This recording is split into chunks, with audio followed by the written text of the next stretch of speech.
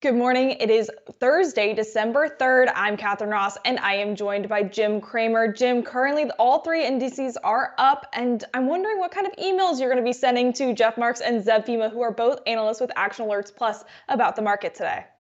Well, I mean, we've got to take a hard look at Boeing, which we've been very right on. Here it goes. It's up 12. It's breaking out, and that's because it got a Ryanair order. I understand that there are other orders to come, so we'll be talking about that.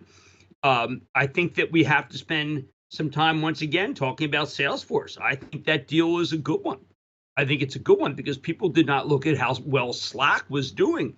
It was almost as if people felt that Slack was failing, for heaven's sake. I mean, Slack's been doing really, really incredibly well.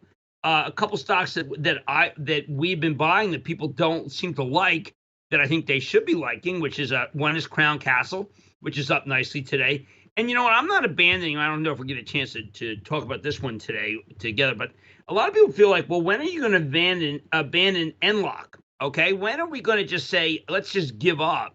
And that's what they said about Marvell Tech. Okay, Norton LifeLock is not necessarily hitting the ball out of the park right now, but it's better than it's been doing.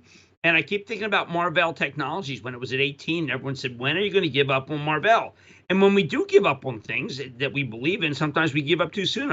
In retrospect, we gave up too soon Viacom. Obviously, TJX, you could argue that we gave up too soon, but we did want to have money for some other things that we bought. And then we discussed yesterday Take-Two. And Take-Two's just been on fire. Do you take profits in Take-Two after you just made 20 points? And the answer is no, because the stock is worth a lot more than it's selling for.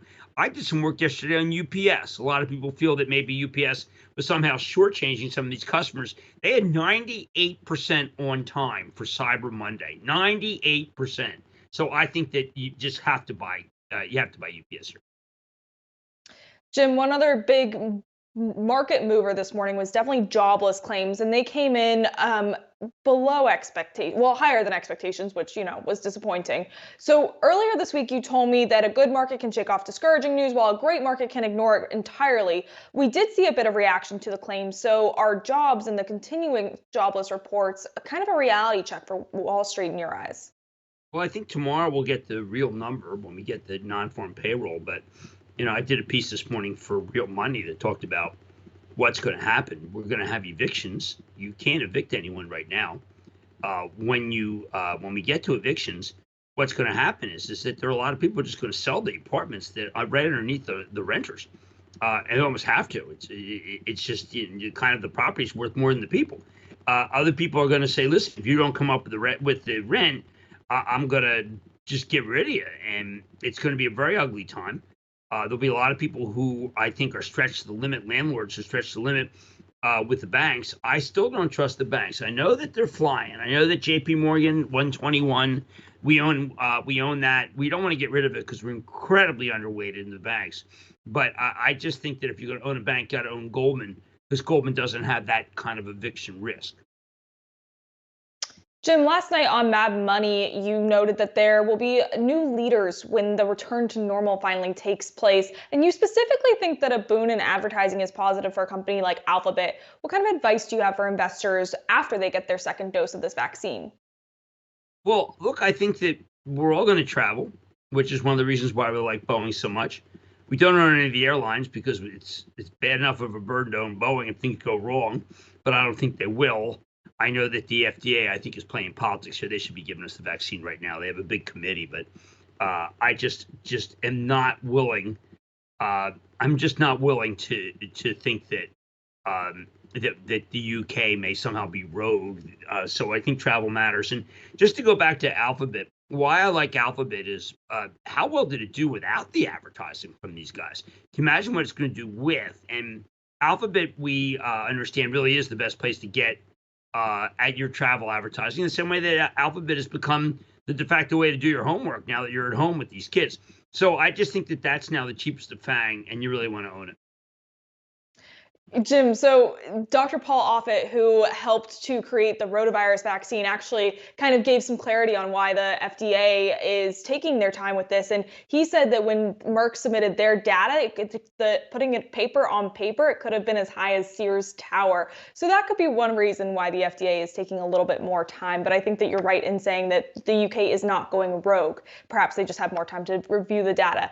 But Jim, over on CNBC, on Mad Dash specifically, you hit on Dollar General. So year to date, the stock is up about 37%. And we talked a lot Right. about Target, Walmart, Costco, and Amazon as winners. Do you think that Dollar General is a stock to add to that list? And when do you think I mean, investors Dollar should buy it? General and Kroger are now in that situation where they're coming on top of all these other companies that blew out the numbers, like Target blew out the numbers. And what these guys did is they did better than the numbers, but better than the numbers is not good enough. Uh, for now, I think that these companies have had a history of bouncing back. Now, Kroger's difficult because it's a supermarket, and I've never liked the margins of supermarket. I do like the margins at Dollar General. I know though that I think the baton has been passed to Dollar Tree because Dollar Tree reported a very good number, and they have been reporting not so good numbers. And Dollar Tree's up again today at its all-time high, and I think that that's the one that you want to be in, not Dollar General. And during Stop Trading, you said that you really like an honest CEO, and you actually gave credit to Splunk CEO Doug Merritt. So, what's your advice for investors who currently have Splunk in their portfolios or are looking to add it to their portfolios? Okay, well, I think that Splunk, they had trouble closing some deals. I think they will close those deals. I don't think it will be ever viewed the same way, which is a shame.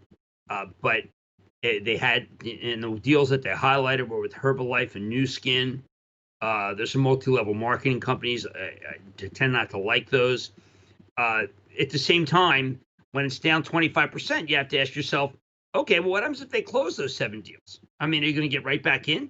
So I'm not averse to buying the company, but there are so many other companies that are doing well. Why do I have to buy the one that's not doing well? Well, what about Snowflake? I mean, they just reported their first earnings since going public in September. Back when it was preparing for an IPO, you and I had a conversation about why you liked it and why you were considering buying it, but ultimately ended up not choosing going to buy shares. So, what would it take to get you to buy it now? Well, I mean, look, we were hoping that Snowflake would go under 200. In retrospect, that was way too greedy. The lowest it went is 208. It's selling at 100 times sales, which is very difficult to swallow. But at the same time, I don't know, when you go through the company, I don't know how you can not hire them. I mean, this is one, and by the way, when you hire them, you pay when you use them. It's not a SaaS model. But I think if you want to know how your company's doing, what your competition's doing, you want to have the algorithms that they have, that you have. You want to get the most out of each customer, like a Salesforce would. I think you have to use Snowflake, and the only companies that seem to know more about their customers are Alphabet and Facebook because they're really algorithmically built. Uh, Snowflake absolutely is probably, I think, the smartest company other than NVIDIA when it comes to technology. Jim, I want to ask you a little bit about Biden's economic team. And I know that people hate it when we talk politics, but we are in the middle of a presidential transition, in the middle of a pandemic that has severe negative effects on our economy. So I wanted to know, while we can give credit to people such as Secretary Steven Mnuchin, who helped to negotiate 2 stimulus package, we know that that hasn't been enough based on the economic data that we've got. So can Biden's economic team help ease the pain from the economy that millions of Americans are currently feeling? Yeah, look, I think that Janet Yellen was one of my absolute favorite Fed chiefs, and I think that she, as being a Treasury Secretary, will be remarkable. Well, we hear Jared Bernstein all the time on CNBC. He's a thoughtful man.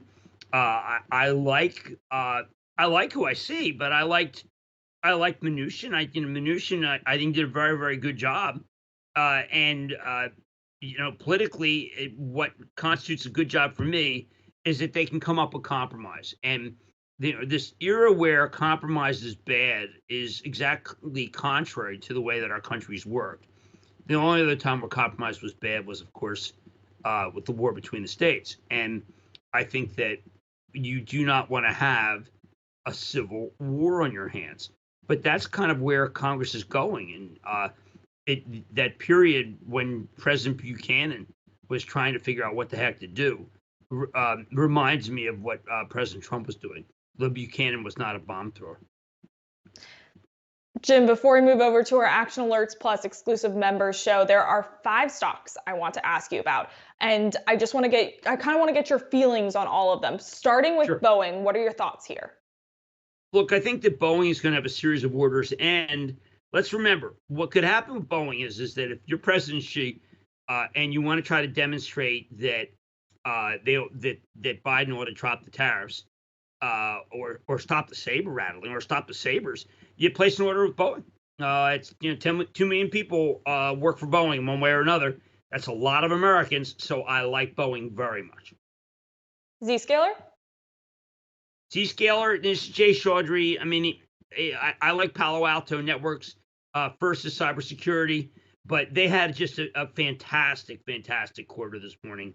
They're the cloud-based, if you want cloud-based security, they work very closely with Okta. They do a fantastic job. Well, let's talk about Okta then. Well, Todd McKinnon is legendary. He has come up with basically a passport. You have your passport, you can go anywhere with your passport, and he delivered it again. This guy is just, he's remarkable. Stock's up 23. Todd McKinnon is money. And what about CrowdStrike? We haven't talked about this name in a while. Oh my God, CrowdStrike. What can I say? I mean, CrowdStrike just is threat prevention. And there's unique threat prevention. If you go to the work at home has benefited Zscaler. Work at home has benefited Okta. These are all companies that are in the same or more partnership than enemies. They're competitive with Palo Alto Networks, but there's more than enough business to go around, as we see from the performance of all 3 of these companies. And Jim, I have to ask about Tesla because I know that that's what our viewers love to hear about. What are your current thoughts on this stock? All right, now I've been thinking a lot about what this fellow had to do. What could he do? This is the Goldman Sachs analyst who had a neutral and upgraded to a buy today. He didn't get it right when he had a chance. He was contrite, but then he talked about how the margins are going to get better because battery price is going to go down, about how legislation is going to make it so that we're all going to have to use EV. Germany did. Thank you, Matt Horween. Germany getting ahead of California now in terms of EV. But what would have been better, I think, is for him to just say, instead of just saying, I blew it, but here's all sorts of new reasons to own it, I would have just said, okay, I felt very strongly that it was a car company and that it didn't seem right to me that a car company should get this kind of price to sales multiple. It didn't seem right to me that it should be worth more than Toyota and Volkswagen, all of them together. But because it didn't seem right to me, I missed the stock. I got the company, but I missed the stock. And what I missed was the moment that it became profitable, there was no level that people wouldn't pay. And so, I mean, I would have defaulted to saying that this is one of those where I simply valued it as a car company, and it's very hard to justify as a car company, but it's obviously something else. And one of the things that has made business so hard this year, the stock market for the old hands, is that there's so much new money coming in that the new money just doesn't think like the old money. And the best example is not Tesla, but it is a company like NIO. NIO is a Chinese Tesla, and NIO's the stock just ran up to 57. Or you look at and that's been a lot of these younger buyers. I'm no longer calling them Robinhood people. They buy all over the place. Another one's American Airlines. They did a gigantic equity offering, 12. Now it's at 16. I mean, it should be below that because all we know is business has gotten worse. We just had some numbers from Delta that were terrible, but that's not what they care about. What they care about is if they raise the money, if the company raised the money, then therefore it's going to make it. So you've got to own the stock. And JetBlue, the same thing. I'm sure that JetBlue is going to go higher. But that's that's kind of where we are right now. It's like these new buyers look at the Tesla and they say, "Ooh, that it's even better than I thought," and they buy it instead of thinking, "Wow, that analyst what was he smoking? They think, oh, another guy likes it, fantastic, and they just don't even care. No judgments are being made. But yes, the judgment that he did make was he looked at it as a car company. I've been saying that you have to look at it as a technology company. Sometimes I say it is a technology company, and I feel like I'm just pandering to the people who buy it, because what it does is it looks like a technology company. It is a car company. Well, Jim, it is Thursday, and last night's football game might have thrown some people off of their schedules, but this means that we do have a bull market fantasy episode coming up with you and our co-host Bill Enright. But Jim, my fantasy team is quite frankly in shambles, and I desperately need Yeah, a some lot bull of market people's are. fantasy advice. You know what? We're going to go to So Carson Palmer. We have him on. I had him when we went to the Super Bowl.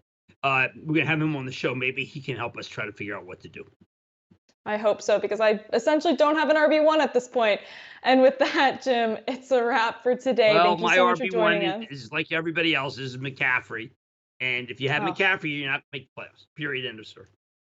Same with Zeke, so I feel your pain, Jim. All right, we are now Thank heading you. over to our Action Alerts Plus members only show over on actionalertsplus.com. And do not forget to tune in for Bull Market Fantasy afterwards around 11:30. With that, I'm Catherine Ross, and I'll see you tomorrow.